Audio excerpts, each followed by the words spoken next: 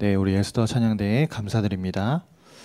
한 주간 나의 죄를 씻기는 이란 말씀을 통해서 지금까지 많이 들어왔던 복음이었고 또 항상 듣고 있는 복음이지만 나의 죄를 씻기신 그 예수의 피가 얼마나 대단한지 또 그 예수의 피로 말미암아서 오직 예수로 사는 증인된 것이 얼마나 감사한지 묵상하게 되어지고 또 고백되는 그런 한 주를 살아가고 있습니다. 저와 여러분에게 다른 것이 필요하지 않죠. 우리에게 이것만 있으면 되는 줄 믿습니다. 우리에게 주신 예수 그리스도의 이름만 있으면 됩니다. 그래서 오늘 우리가 그 이름만으로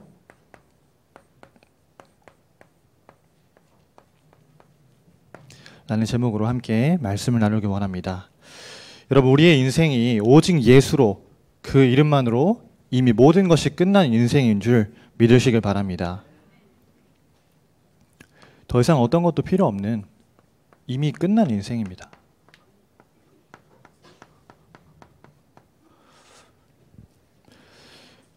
계속해서 성경에서 구약 성경을 보면요, 이 양의 피를 들여서 하나님께 번제를 드려야 된다라고 이야기를 하고 있습니다. 우리가 이 예수 그리스도를 우리 인생의 구주로 만나지 못했을 때는 날마다 이 양의 피를 뿌려야 되거든요. 왜냐? 왜 양의 피를 계속해서 흘리라고 하셨냐? 양의 피가 바로 우리가 흘려야 되는 그 죄의 값이기 때문입니다. 원래는 우리는 이런 죄를 가지고 태어나지 않았거든요. 창세기 1장 27절에 보면 하나님의 형상대로 우리를 창조하셨다 했습니다. 그리고 하나님의 형상대로 지음받은 인간에게 하나님이 생기를 불어넣으셨어요. 그 생기를 불어넣었을 때 인간의 영적인 존재가 된 거죠. 생명이 되니라 라고 하셨습니다. 그러면서 우리가 이 땅에서 받을 수 있는 모든 축복을 다 에덴 동산에 예비하시고 그 에덴 동산에 살 수 있는 축복을 우리에게 주셨거든요. 그런데 문제는 그 축복을 잃어버린 이 죄를 인간이 범해버렸다는 겁니다. 내가 잘못해서 내가 지은 죄가 아닐 수 있어요. 그런데 하나님 떠난 인간이 모두 가지고 태어난 죄가 있습니다. 그게 바로 원죄죠. 로마서 3장 23절에 모든 사람이 죄를 범하였으니 하나님의 영광에 이르지 못하더니, 하나님 떠나서 모든 사람이 가지고 있는 그 원죄를 가지고 모든 저주 가운데 살게 된 것입니다. 그래서 이 땅에 아담과 하와 이후에 태어난 모든 인간은요, 한 명도 의인이 없다 했어요. 로마서 3장 10절에 의인은 없나니 단 한 사람도 없다. 그래서 이 죄를 가지고 태어난 모든 인간은 원래는 우리가 하나님의 형상인데요, 이 죄를 가지고 태어난 모든 인간은 요한복음 8장 44절에 너희 아비 마귀에게 속한 채로 살아갈 수밖에 없는 그 신분을 가지고 살게 되는 것입니다. 그래서 이 죄의 값을 우리가 스스로 지불할 수가 없어요. 그래서 양의 피를 계속해서 뿌리라고 말씀하고 있는 겁니다. 그래서 이 죄를 지은 사람은 반드시 그 결과로 죽을 수밖에 없어요. 그래서 이 죽음의 값을 양의 피로 지불해야 하니까 양의 피를 계속해서 뿌리라고 말씀하신 겁니다. 창세기 2장 17절에 저 동산 중앙에 있는 선악을 알게 하는 나무의 실과를 먹으면 반드시 죽으리라, 정령 죽으리라 하셨거든요. 근데 하와가 뱀과 대화하는데 뱀이 물어보잖아요.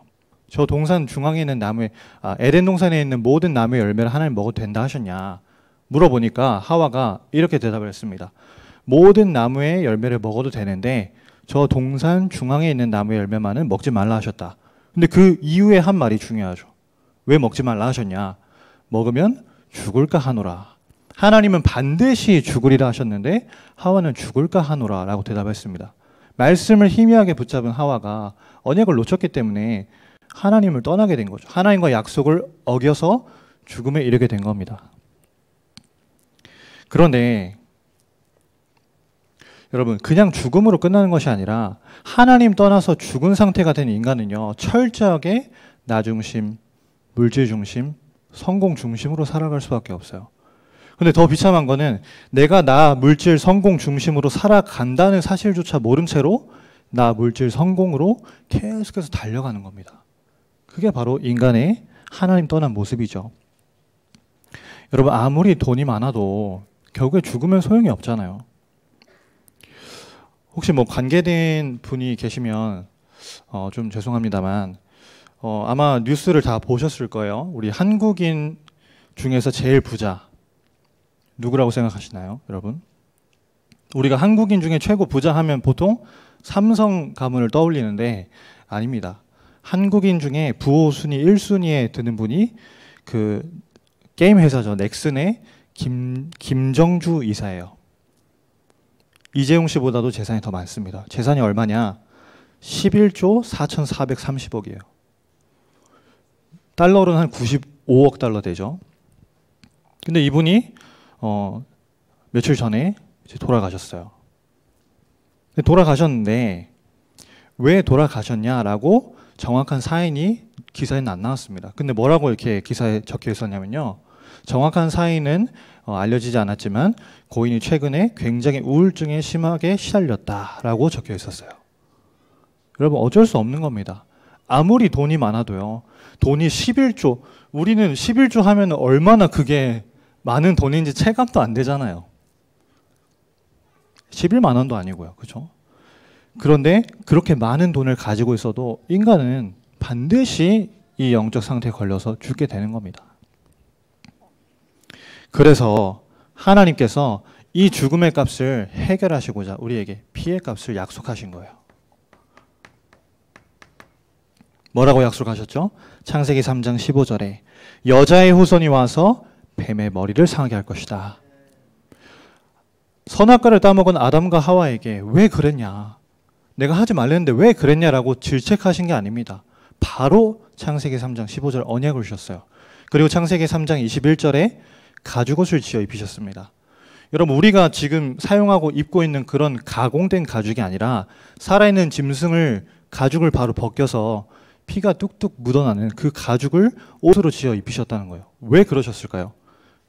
피 언약을 붙잡아라. 피의 값. 이걸 기억하라고 말씀하신 거죠. 그래서 약속하신 대로 피 언약 붙잡고 예배한 아벨은 그죠? 일찍 죽었지만 순교했지만 영원한 그 제사를 하나님께 드린 영광을 받게 됐다 했습니다. 가인은 열심히 했어요. 그런데 자기의 열심으로 언약 없이 했습니다. 여러분 우리는 하나님이 주신 언약을 붙잡아야 되잖아요. 우리가 열심히 신앙생활한다, 우리가 노력한다 중요하지 않습니다. 하나님이 원하시는 것을 붙잡아야 하는 것이죠. 아브라함도 잘했지만 하나님이 원하시는 것을 한 번 딱 놓치니까 새를 쪼개지 아니하니까 아브라함 이후에 이스라엘 백성들이 애굽 땅에서 400년 동안 객이되는 큰 문제를 당하게 됐잖아요. 그래서 우리가 이미 이 양의 피로 끝난 인생이라는 겁니다. 이제는 더 이상 이 양의 피를 우리가 뿌릴 필요가 없습니다. 왜냐? 십자가에서 예수 그리스도께서 피 흘리시고 죽으시고 부활하심으로 우리의 모든 문제를 끝내셨기 때문에요. 우리는 그 예수의 피를 붙잡으면 됩니다. 양의 피가 예수의 피죠. 여러분 예수 안에 생명이 있습니다.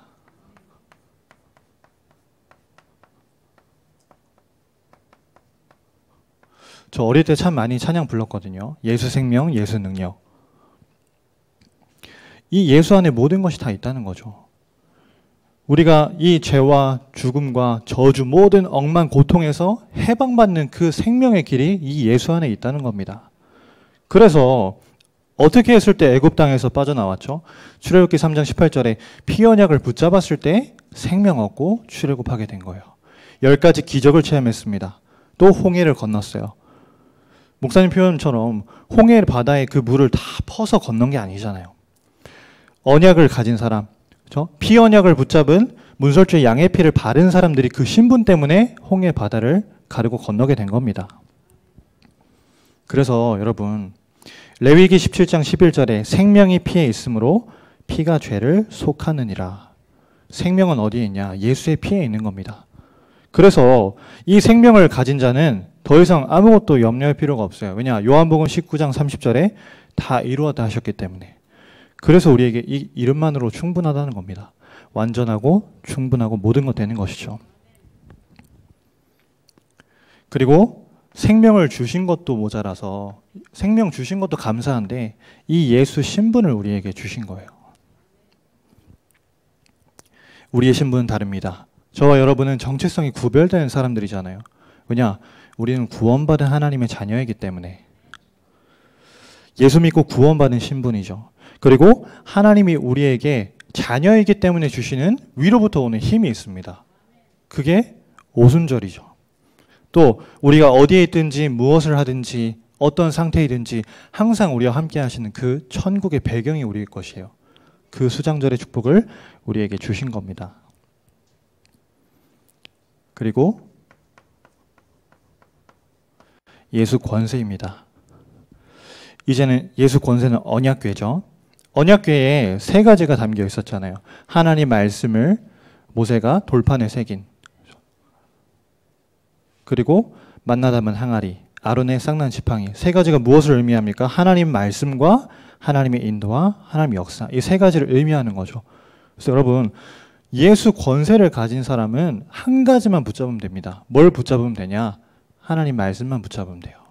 왜냐? 하나님이 우리의 삶을 말씀으로 인도하시고 우리의 삶의 말씀을 통해서 역사하시기 때문에 말씀만 붙잡으면 됩니다. 이게 우리에게 주어진 구원의 은혜라는 것이죠. 그렇기 때문에 이 예수 피를 붙잡고 우리가 그냥 예수가 아닙니다. 오직 예수 하면 됩니다.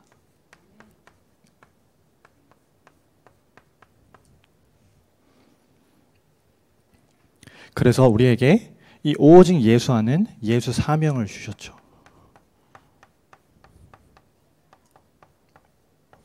예수 사명은 치유라고 하셨거든요.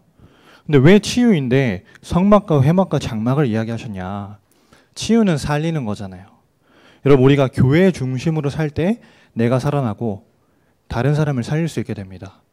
성막을 광야길 가는 중에 지으라고 하셨어요. 아무것도 없는데 애굽 땅 노예로 400년 동안 살다가 다 내려놓고 빠져나왔잖아요. 가나안으로 가는데 그 길에서 성막을 지어라. 회막을 만들고 장막을 만들어서 모든 창문을 성막을 향해서 내라. 이렇게 말씀하시는 겁니다. 교회 중심으로. 그게 우리에게 주신 사명이라는 거죠. 그게 우리가 예수 앞에 오직 하는 길이라는 겁니다. 그리고 우리에게 주신 이 예수 축복이 있습니다. 그게 바로 예배죠. 예배 드리는 것이 축복인 줄 믿으시길 바랍니다. 우리가 오늘 이 자리에 예배하러 나와왔다.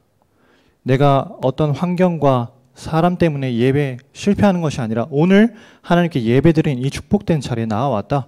그것이 우리가 받을 수 있는 최고의 축복인 줄 믿습니다. 그래서 우리에게 세 가지를 말씀하셨어요. 번제와 소제와 화목제. 하나님께 향기를 드리는 번제와 감사를 드리는 소제와 우리 믿음을 고백하는 화목제. 그 축복을 우리에게 주신 겁니다. 그러면 이제 이 예수를 증거하는 예수 증인으로 살아가는 것이죠. 예수를 증거하는 것이 전도와 선교잖아요.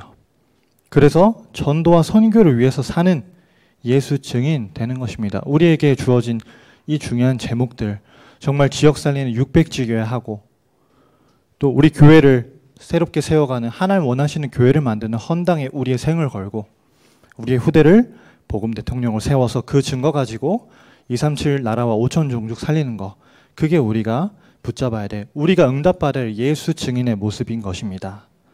그래서 우리가 이걸 해야 된다? 아닙니다. 이미 우리가 이 축복을 받은 거예요. 오직 예수로 사는 그 신분과 권세를 받은 겁니다. 그렇기 때문에 그 이름만으로 끝난 인생이라는 것이죠. 그러면 정말 예수 그리스도로 끝난 인생은 이제 새롭게 살게 되는 것입니다. 그 이름만으로 살게 되는 진짜 인생을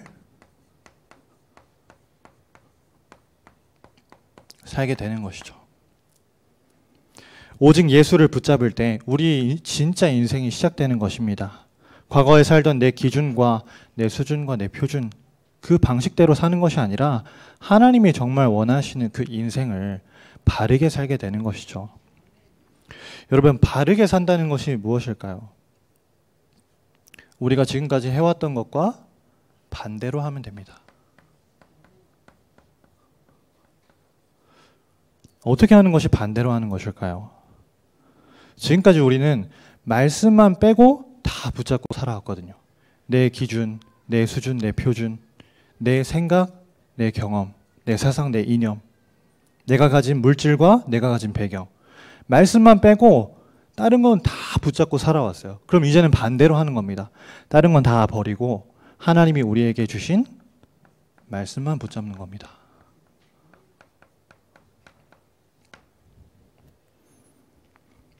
쉽게 말하면 하나님이 우리에게 주신 것이 나의 것이 되어지는 거죠. 하나님의 것이 내 것으로 되는 그 응답을 누리는 겁니다. 그러면 말씀만 붙잡으려면 어떻게 해야 되냐? 그래서 우리가 받은 말씀을 정리를 하는 겁니다. 근데 정리를 하는데 어떻게 정리를 하냐?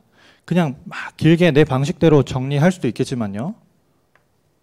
내가 특별히 메모를 하지 않아도 생각이 날 만큼 간단하게 정리를 하는 거예요.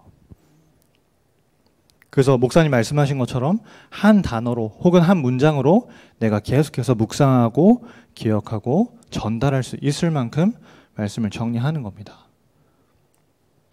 이번 주 강단 말씀 같은 경우에는 나의 죄를 씻기는, 저는 오직 예수 한 단어를 붙잡았거든요. 계속 생각하는 거죠. 내 죄를 씻기신 예수 피를 붙잡고 오직 예수 하는 것이다. 또 필요한 현장에 또 필요한 사람에게 계속해서 말하는 거예요. 오직 예수.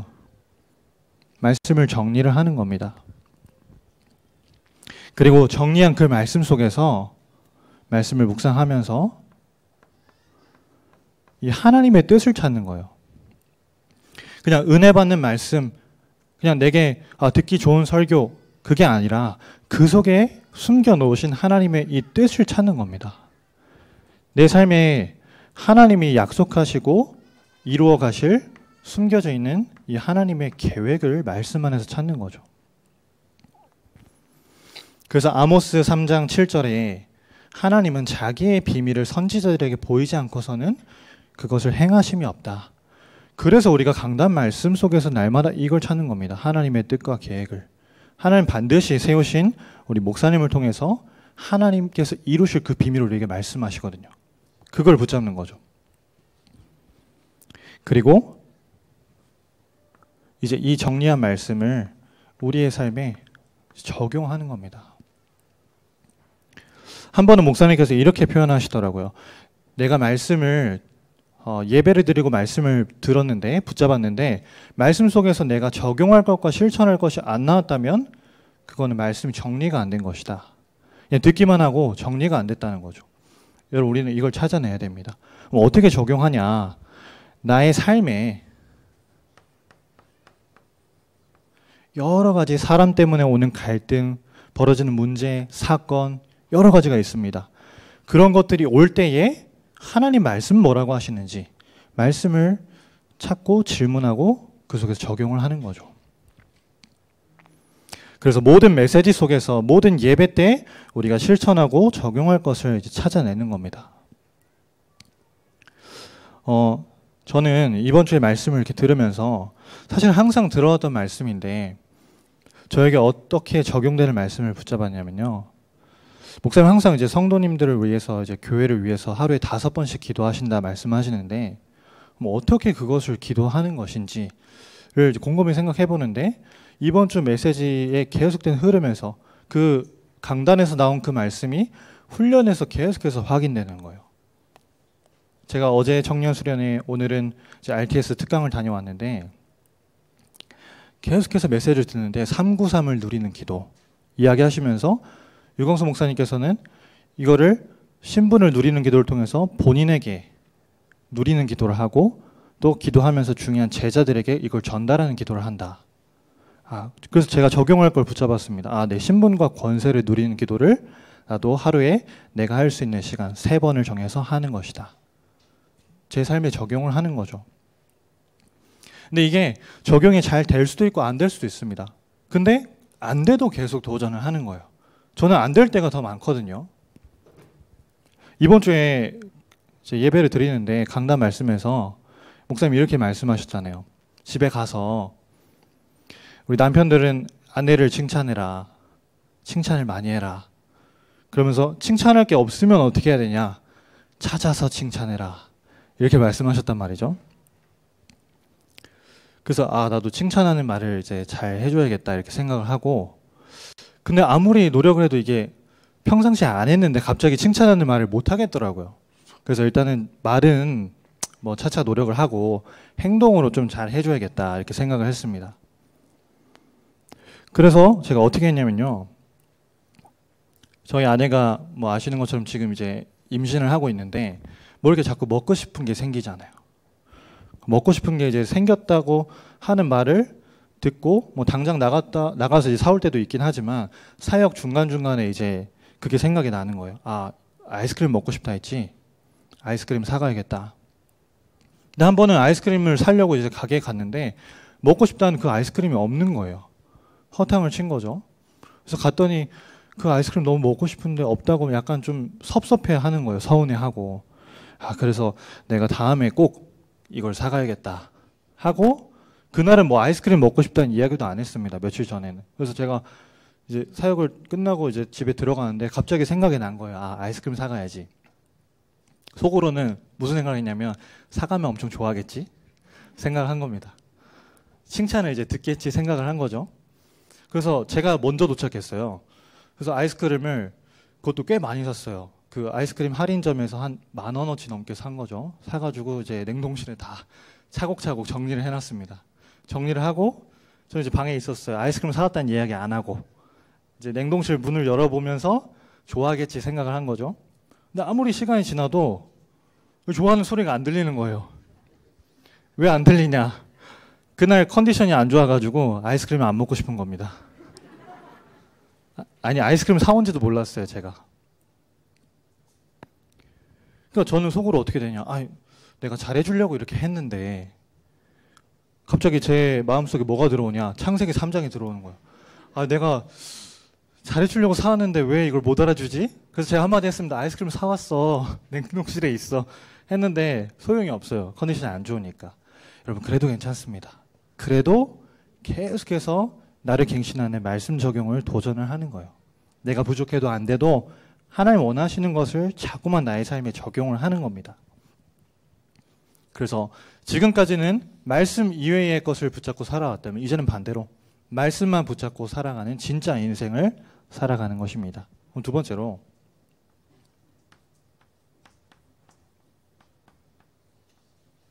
거꾸로 하라고 하셨어요. 다른 사람이 안 하는 것을 하면 됩니다. 그게 뭐죠? 모든 것을 기도로 바꾸는 겁니다. 붙잡은 말씀을 묵상하는 것이 기도라고 하셨거든요. 그래서 모든 것을 기도로 바꾸면 어떻게 되냐? 하나님께서 나에게 주신 것이 말씀이기 때문에 이 말씀이 나의 것이 되면 기도를 가지고 그걸 누릴 때 그 하나님의 것이 이제 내 삶의 작품으로 나타나게 되는 거죠. 그래서 여러분, 우리가 있는 현장에서는 우리가 우리의 정체성이 다르다고 해서 그걸 가지고 막 불신자들에게 어떻게 할 수 없습니다. 우리의 태도는 당연히 겸손해야 되겠죠. 우리가 있는 학교 현장에서 아니면 일을 하는 직장에서 태도는 겸손해야 하지만 영적인 상태로는 그 사람들을 갖고 놀아야 돼요. 그렇죠? 기도로 모든 것을 다 바꾸는 겁니다. 무엇을 바꾸냐? 우리에게 주어지는 이 상황을 바꾸는 거예요. 살다 보면 예배 드릴 때 받은 은혜와 너무나 반대된 상황이 많습니다. 근데 이 상황을 기도로 넘어서게 되는 거죠. 대부분의 사람 문제가 오면 그 문제에 빠지거든요. 반대로 응답이 오면 응답 때문에 막 들떠요. 성취감에 빠집니다. 아니면 잘못된 일과 잘못된 사람을 보면 굉장히 이제 율법적이 되죠. 화가 나기 시작해요. 잘못한 걸 무조건 지적을 해야 돼요. 제가 그랬거든요. 잘못한 일을 보면, 잘못한 사람을 보면 그게 너무 저에게 부딪히는 거예요. 이걸 왜 저렇게 하지? 그런데 기도를 계속해서 누리면 그 상황을 넘어서면서 잘못된 일과 잘못된 사람 만나도 그걸 살리게 된다는 겁니다. 모든 것을 기도로 바꾸게 되는 것이죠. 그리고 이제 수준을 넘어서게 됩니다. 어떤 수준으로 변화되냐? 우리의 수준이 증인의 수준이 되는 것입니다. 증인의 수준은 복음이기에 이유가 없어야 되는 것이죠. 그 이름만으로 완전하고 충분하고 모든 것 되기 때문에 우리의 삶에 더 이상 이유가 없어야 되는 거예요. 근데 많은 사람이 그 이름을 붙잡은 신앙생활을 하면서도 신앙생활이 아니라 종교생활을 하고 있습니다. 여러분, 우리는 이유를 알기 때문에 또한 이유가 없어야겠죠. 그래서 이 증인의 수준은 뭐냐? 진짜 기도를 평상시에 말씀 묵상하는 기도를 하는 사람은요, 갈등이 없어요. 특히나 중요한 예배와 훈련 속에 우리는 예배와 훈련을 진행한다. 당장 우리 돌아오는 주일부터 훈련국 훈련을 진행합니다. 그럼 진행하면요, 이걸 말씀에서는 목사님 이 목회의 사활을 훈련국 여기에 걸었다. 너무나 중요하게 강조하시는데 그 강조하시는 건 안 들리고 내 상황이 자꾸 부딪히는 거야. 난 이것 때문에 못하는데, 이것 때문에 못하겠는데. 증인의 수준은 다릅니다. 거기에 갈등이 없는 거죠. 갈등이 혹시 있다고 하더라도 그걸 넘어서게 되는 거예요. 그리고 기도로 모든 것을 바꾸는 사람은 응답을 넘어서게 됩니다. 여러분, 우리는 응답을 자꾸만 바라고 있습니다. 저도 그럴 때가 많거든요. 하나님 이거 응답해 주세요. 하나님 이거 해결해 주세요. 그런데 진짜 기도가 되어지는 사람은, 모든 것을 기도로 바꾸는 사람은 응답과 상관이 없어집니다. 응답이 오면 감사한 것이고 응답이 안 와도 그 속에 하나님 계획이 있음을 알고 더 감사하게 되는 것이죠. 쉽게 말하면 응답이 오는 것이 우리의 기준이 되지 않는다는 거죠. 왜냐? 우리는 이미 오직 예수로 끝난 인생이기 때문에, 우리에게 이 보좌의 축복과 신분 권세가 이미 주어졌기 때문에 그 최고의 응답을 받은 사람은 응답에 일희일비하지 않게 되는 거죠. 그래서 모든 것을 기도로 바꾸는 거꾸로 진짜 인생을 누리는 것입니다. 그리고 세 번째로, 바르게 하려면 다르게 해라 라고 말씀하셨습니다.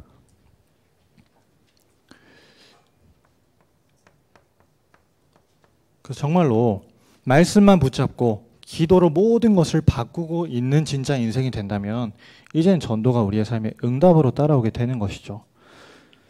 여러분, 근데 우리는 전도를 다르게 해야 됩니다. 여러 세상의 한국의 많은 교회와 세계 많은 교회는 이 전도를 전략적으로 하려고 하거든요.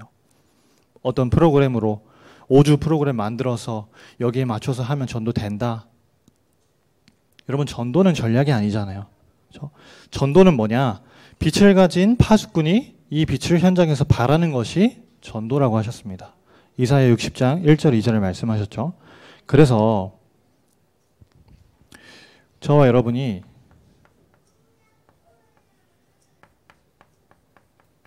현장의 플랫폼으로 서 있으면 돼요. 불신자들이 우리를 바라봤을 때, 우리를 볼 때에 다르다고 느껴지면 됩니다. 9가지 흐름을 가지고 현장을 복음을 통해서 보는 것이죠. 과거와 현재와 미래와 위, 아래, 좌우, 넓이, 높이, 깊이, 이거를 복음을 가지고 플랫폼으로서 현장에 서 있으면 불신자들이 우리를 볼 때 다르게 느껴진다는 거죠. 저 사람에게 가면 뭔가 내가 가지고 있는 문제에 답을 줄 수 있을 것 같은데, 좀 쉼을 얻을 수 있을 것 같은데, 이렇게 다르게 느껴진다는 것이죠. 그리고 파수망으로서 그 사람들이 이제 우리에게 왔을 때 온 사람들에게 우리가 답을 주는 겁니다. 답을 주고 그 사람이 구원받게 이 복음을 전달해 주는 거죠. 파수망은 누구든지 올 수 있는 시스템이라고 하셨어요. 그래서 플랫폼과 파수망, 세 번째는 안테나입니다.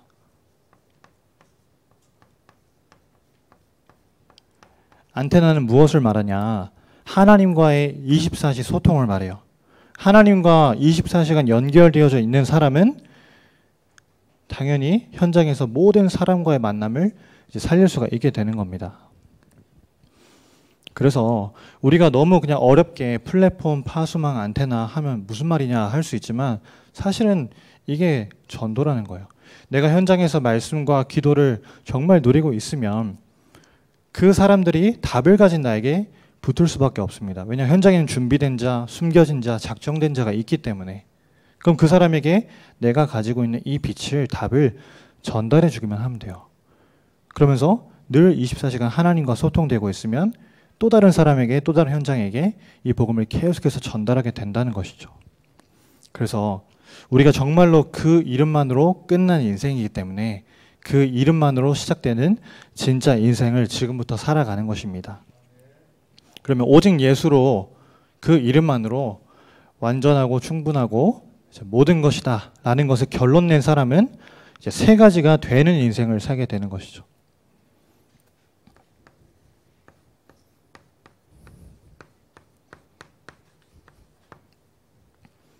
세 가지가 어떤 세 가지냐? 첫 번째, 24시입니다. 24시는 오직이죠. 여러분, 우리가 모든 상황과 모든 일 가운데서 사람 앞에 서는 것이 아니라, 상황 앞에 서는 것이 아니라 우리 하나님 앞에 설 수 있어야 됩니다. 그게 코람데오죠.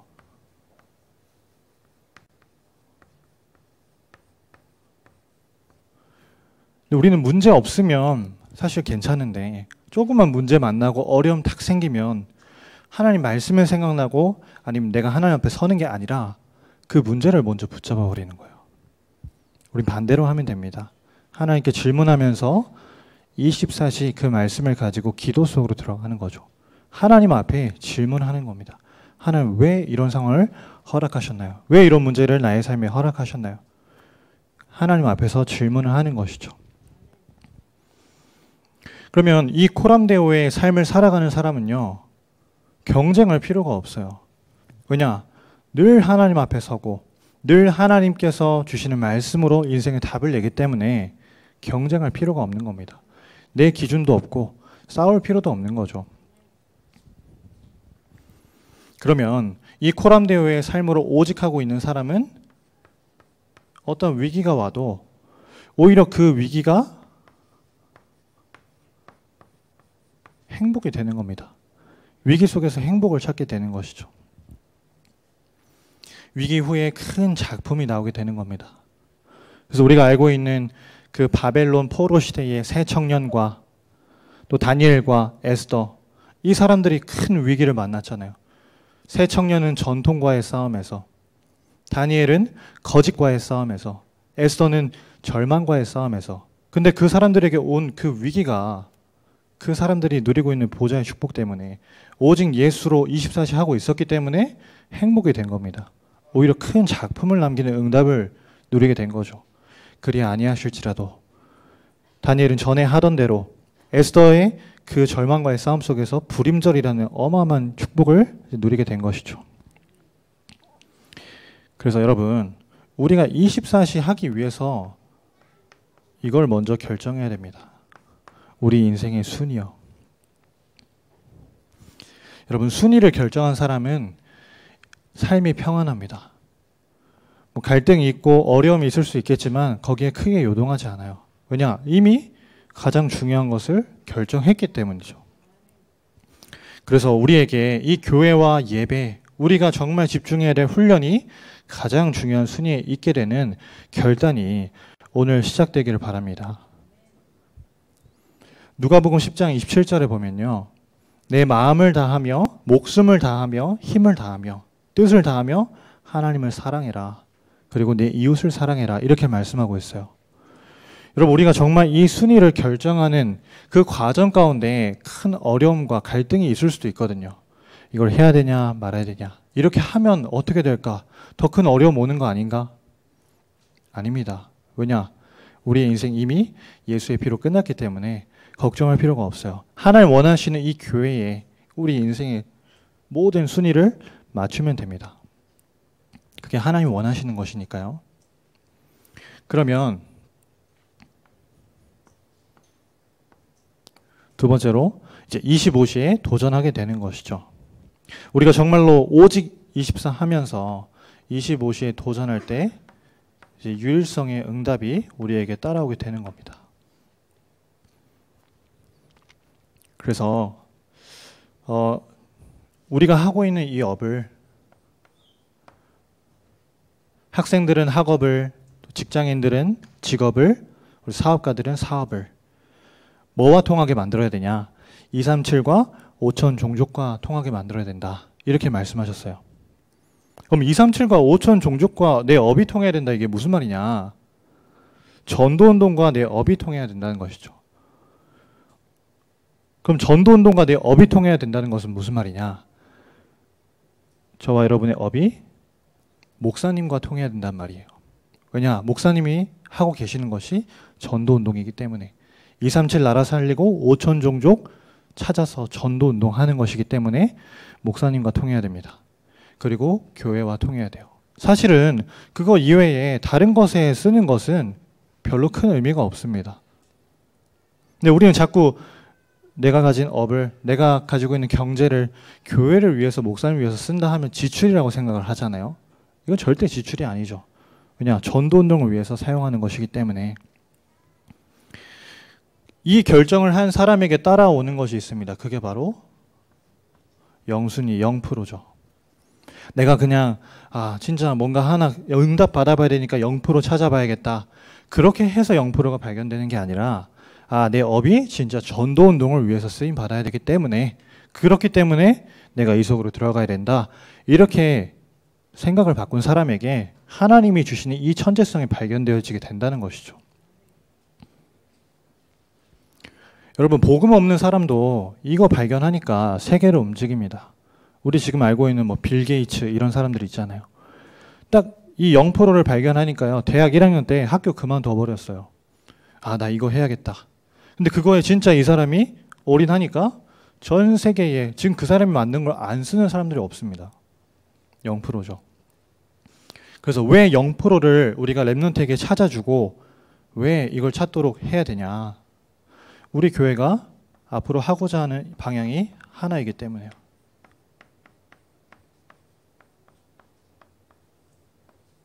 랩넌트 운동. 진짜 우리의 업이 응답을 받고 우리가 하고 있는 모든 것 속에 하나님이 주시는 0% 속으로 들어가야 되는 이유가 딱 하나입니다. 목적과 이유가 하나죠. 랩넌트 운동을 바르게 해야 되기 때문에. 정말 하나님 원하시는 이 시대적인 소명인 사명인 랩넌트 운동 때문에 우리가 유일성의 응답을 받아야 되는 것입니다. 그러면 마지막으로 영원한 것이 우리에게 따라오게 되는 것이죠. 지금까지는 없었던 재창조의 응답이 우리에게 오게 되는 것입니다. 그래서 항상 이 부분을 우리 함께 나눌 때 항상 마음속으로 기도합니다. 그냥 또 똑같은 제목, 또 똑같은 설교 내용이 아니라 정말 우리에게 영원히 우리가 응답받을 제목이고 우리가 영원히 남기지 않으면 안 되는 제목이 되기를 기도하는 거죠. 뭐냐? 지역을 살리는 600지교회. 그래서 제가 요즘에 그 600지교회를 생각하면서 홈페이지 계속 들어가 보고 있어요. 오늘은 경기도청에 들어가 봤거든요. 경기도청에 경기도의 경기 남부 지역을 어떻게 이 70지역으로 보고 전도운동 할 수 있을지를 선만 그어봐도 된다라고 말씀하셨으니까 선을 그어보려고 찾아보는 거죠. 그럼 실제적으로 지역 살리는 600지교회 운동을 우리 마음속에 담고 응답받아가는 겁니다.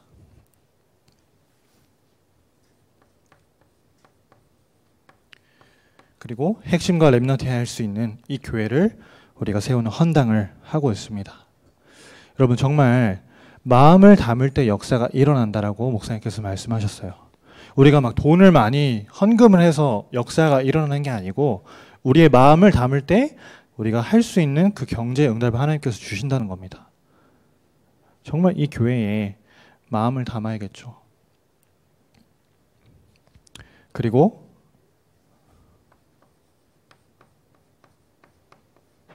우리 후대를 복음 엘리트, 복음 성공자, 복음 대통령으로 키우는 일.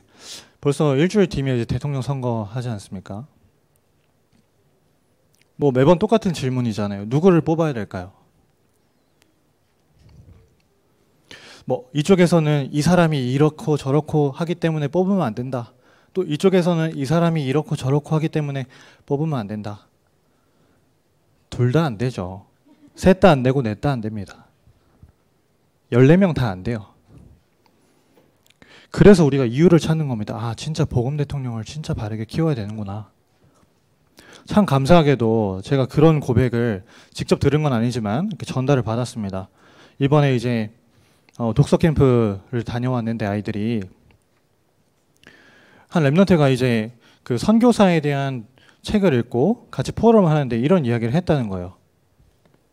지금 우리가 하고 있는 이 전도운동, 우리가 하고자 하는 이 600지구의 헌당, 복음 대통령, 류치영 목사님께서 못하고 가시면 내가 이어서 해야겠다. 이런 고백을 랩런트가 했다고 합니다. 여러분, 우리는 정말 소망이 있습니다. 왜냐? 진짜 복음 대통령이 이 안에서 일어나고 있거든요. 그래서 후대를 바르게 키워야 된다라고 이야기하는 것이죠. 이 증거를 가지고 이제는 237과 5천 종족, 이제 미래교회의 빈 곳을 살리는 겁니다. 99.9%의 미자립을 살릴 수 있는 증거를, 이 영원한 응답을 하나님께서 우리에게 주실 것이기 때문에 우리는 한 가지만 하면 됩니다. 그 한 가지가 뭐냐? 그 이름만으로 완전하고 충분하고 모든 것 된다. 고백하고 붙잡기만 하면 되는 줄 믿습니다. 그래서 저와 여러분의 인생이 정말로 이 예수 그리스도로 이미 끝난 인생, 이제는 그리스도께서 우리에게 주신 말씀, 기도, 전도를 가지고 새롭게 시작하는 진짜 인생, 그래서 24, 25 영원의 축복이 우리의 것이 되는 인생의 축복을 우리 함께 누리길 바랍니다. 살아계신 하나님 감사드립니다. 오직 예수만 붙잡고 오직 예수만 바라는 예수의 증인된 인생 되게 하시고, 예수 그리스도로 끝났기 때문에 바르게 시작하며 진짜 인생을, 되는 인생을 살아가는 우리 모든 성도들과 교회 될 수 있도록 축복하여 주옵소서. 예수 그리스도의 이름으로 기도합니다. 아멘.